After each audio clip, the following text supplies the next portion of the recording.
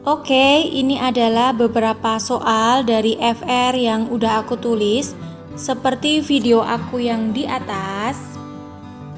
Ini aku buat sesederhana mungkin, jadi udah aku sederhanakan, tetapi memang tidak jauh dari FR yang keluar di tes aku. Oke, langsung kita bahas untuk nomor 1.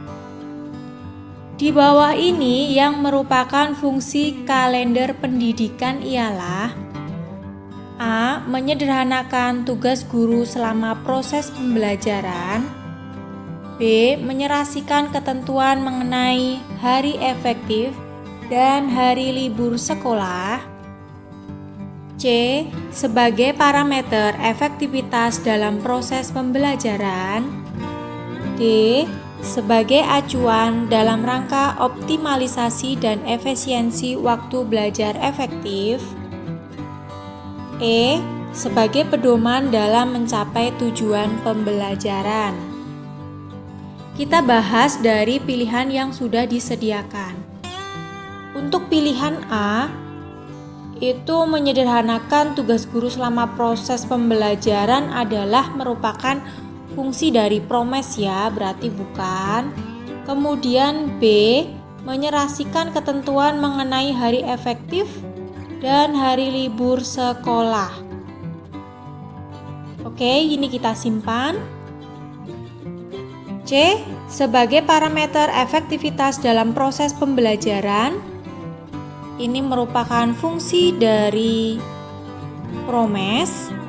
Kemudian D, sebagai acuan dalam rangka optimalisasi dan efisiensi waktu belajar efektif. Ini merupakan fungsi dari prota. Kemudian E, sebagai pedoman dalam mencapai tujuan pembelajaran. Ini merupakan fungsi juga dari promes. Berarti jawabannya yang B, menyerasikan ketentuan mengenai hari efektif dan hari libur sekolah. Lanjut di FR nomor 2. Manakah yang merupakan komponen program tahunan? Oke, kita analisis satu persatu. Untuk pilihan jawaban A, identitas, kompetensi dasar, alokasi waktu. Oke, jadi kalau komponen program tahunan itu ada identitas, tema, subtema atau kompetensi dasar, dan alokasi waktu. Berarti udah jelas ya. Jawabannya adalah A. Tapi kita lihat dulu. Untuk B, identitas, tema, subtema, pembelajaran. Ya, ini pembelajarannya nggak ada ya di program tahunan. Kemudian untuk C, identitas, kompetensi dasar, alokasi waktu, dan keterangan. Yang tidak ada adalah keterangan. Kemudian D, identitas, kompetensi inti. Nah, kalau di prota tuh nggak ada yang namanya kompetensi inti. Jadi jelas salah. E, indikator, dari depan aja udah salah. Jadi nggak ada yang namanya indikator. Prota itu pakai identitas, jadi jelas yang E salah. Jadi jawabannya adalah A. Lanjut nomor 3. Bu Evi melakukan penilaian yang dapat dipertanggungjawabkan serta sesuai dengan ukuran. Bu Evi menerapkan prinsip A. Valid adil,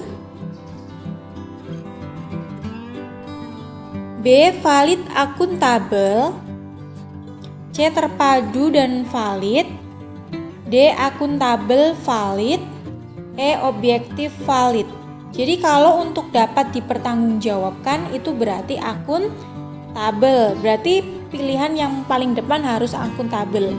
Di sini pilihan satu-satunya yang akuntabel itu ada pilihan D. Tapi kita lihat dulu. Apakah sama dengan yang kedua itu Bu Evi menerapkan prinsip penilaiannya dengan cara sesuai ukuran. Berarti benar ya, valid atau sahih. Jadi jawabannya yang D. Lanjut Soal nomor 4. Bu Indah memberikan nilai 85 kepada Rina karena rajin membersihkan kelas. Dan memberikan nilai 80 kepada Dea yang merupakan siswa berprestasi. Bu Indah melanggar prinsip A. Objektif, B. Adil, C. Terpadu, D. Sistematis, E. Akuntabel.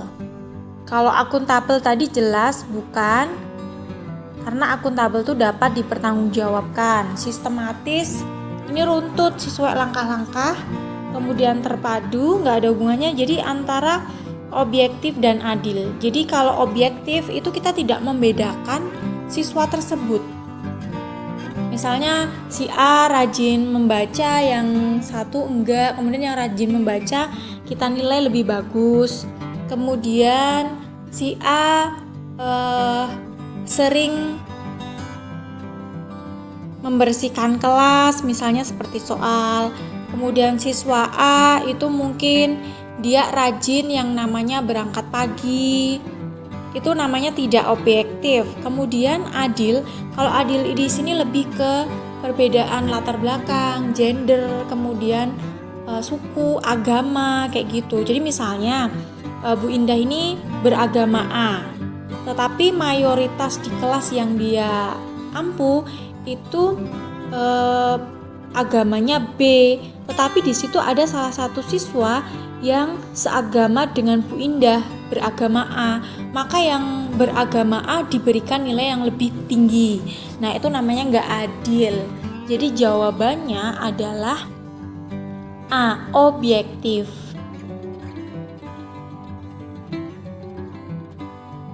Nomor 5. Di situ ada beberapa pernyataan, ada 5. Pertanyaannya, dari pertanyaan di atas, manakah yang merupakan langkah-langkah penyusunan kisi-kisi? Nah, di FR aku sudah aku bahas, kalian bisa lihat kembali. Jadi yang merupakan langkah-langkah penyusunan kisi-kisi, itu yang pertama adalah menentukan KD. Kedua, memilih materi esensial dan representatif. Dan ketiga, merumuskan indikator. Jadi dari pilihan-pilihan itu udah jelas ya, nomor 1, 3, dan 4. Berarti jawabannya adalah C. Lanjut di soal nomor 6. Dalam kegiatan belajar di kelas, Andi dapat mempelajari materi dari buku tanpa bantuan guru. Andi memiliki karakteristik. Oke, jadi di FR aku ini keluar soalnya semacam ini, persis seperti ini. Untuk A itu self-explanatory power, B self-instruksional, C self-contained, D user-friendly, E self-continue. Jadi ini kalian bisa lihat lagi FR aku yang udah kita bahas. Jadi kalau kita bisa memahami pembelajaran tanpa bantuan, artinya kita memiliki karakteristik B self-instruksional. Apa yang kita pelajari itu mampu kita pelajari sendiri dari buku tanpa bantuan dari guru. Lanjut soal nomor 7. Meta mampu mendengar apa yang disampaikan Bu Bella. Namun Meta tidak mengerti apa yang disampaikan Bu Bella. Meta mengalami kesulitan belajar ... A. Akademis, B. Pembelajaran berbasis tema, C. Psikologis, D. Simbolik, E. Non-simbolik. Jadi dari soal 7 ini jelas ya, jika Meta tidak mengerti apa yang disampaikan Bu Bella, maka Meta ini mengalami gangguan simbolik D. Kalau akademis lebih ke metakognitif, dia kesulitan membaca karena gangguan psikologis. Kalau non simbolik dia nggak mampu mengingat pembelajaran yang udah lalu-lalu kayak gitu ya. Jadi jawabannya D, simbolik. Soal nomor 8. Penilaian antar teman termasuk penilaian titik-titik. A. Assessment of learning. B. Assessment for learning. C. Assessment as learning. D. Assessment to learning. Jadi aku cuma memberikan pilihan 4 karena yang satu aku lupa. Jadi aku tulis 4 ini aja. Jadi di assessment of learning ini untuk ini ya, akhir pembelajaran kayak tes UN kayak gitu, USEK, ujian sekolah. Kemudian assessment for learning ini untuk memperbaiki.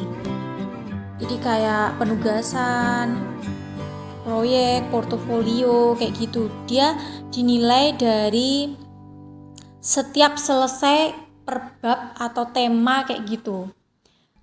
C. Assessment as learning, ini penilaian diri, penilaian antar teman kayak gitu. Jadi penilaian yang tepat adalah C. Assessment as learning.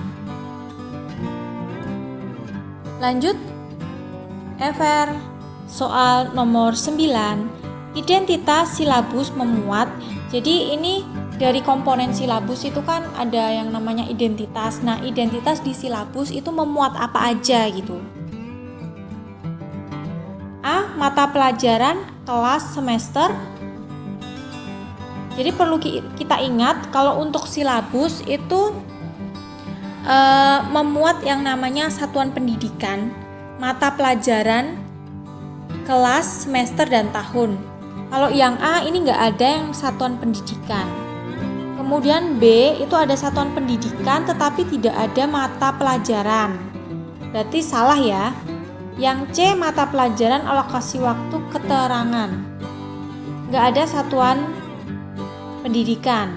Yang D juga nggak ada satuan pendidikan.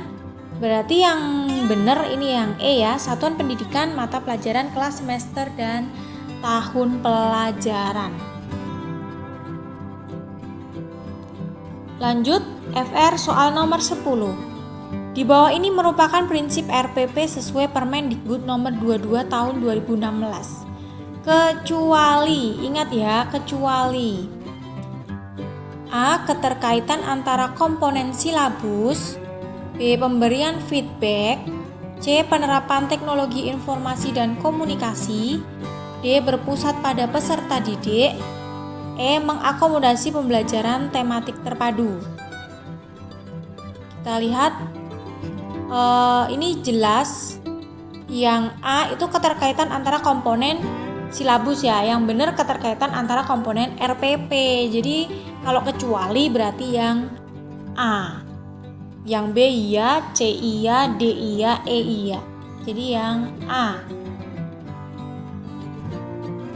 Lanjut, FR aku yang nomor 11. Iwan bersama dengan siswa lainnya dilibatkan secara aktif, diberikan suatu masalah secara real oleh Pak Mahmud untuk menyelidiki masalah tersebut sehingga dapat menyimpulkan sendiri.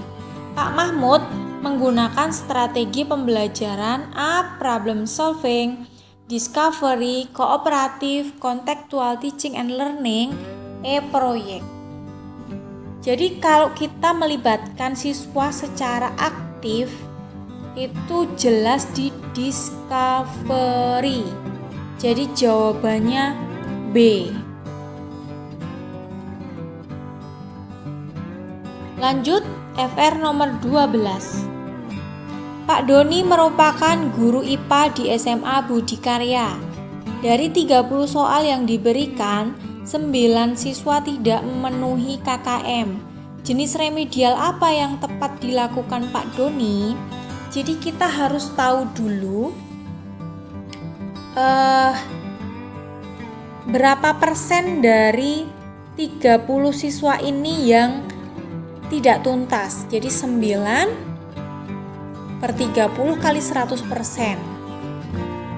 30%. Jika berada di rentan 20-50, itu kita harus melakukan penugasan kelompok. Jadi, jawaban yang tepat adalah D, penugasan kelompok. Kalau mengulang materi dengan metode yang berbeda, ini jika lebih dari 50% dari jumlah siswa. Tutor sebaya ini jika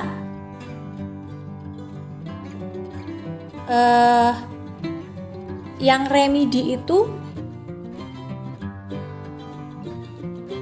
tutor sebaya sama bimbingan khusus sama ya.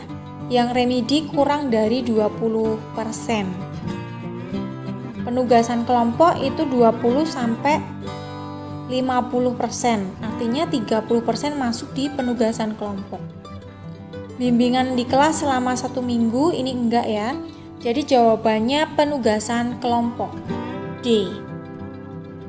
Lanjut soal nomor 13. Dalam suatu kelas terdapat 20 siswa di mana separuh lebih tidak memahami materi yang diberikan Pak Rosyid. Apa yang harus dilakukan Pak Rosyid? Nah, ini jelas ya. Separuh lebih. Kuncinya adalah separuh lebih. Artinya dia lebih dari 50%. Di sini jelas guru harus mengulang materi dengan metode yang berbeda. Jawabannya adalah A. FR aku yang terakhir. Dari 20 siswa, 3 siswa tidak memenuhi KKM. Apa yang harus dilakukan guru tersebut terhadap 17 siswa lainnya?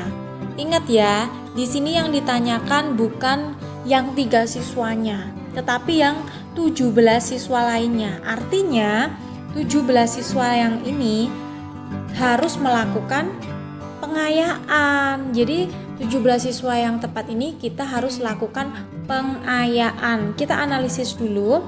A. Memberikan tugas kelompok. B. Memberikan bimbingan khusus. C. Memberikan drill soal latihan. D. Memberikan buku bacaan level tinggi. E. Memberikan materi yang lebih mendalam. Jadi untuk pengayaan kita memberikan pemadatan kurikulum, memberikan materi yang lebih dalam. Jadi jawabannya adalah E.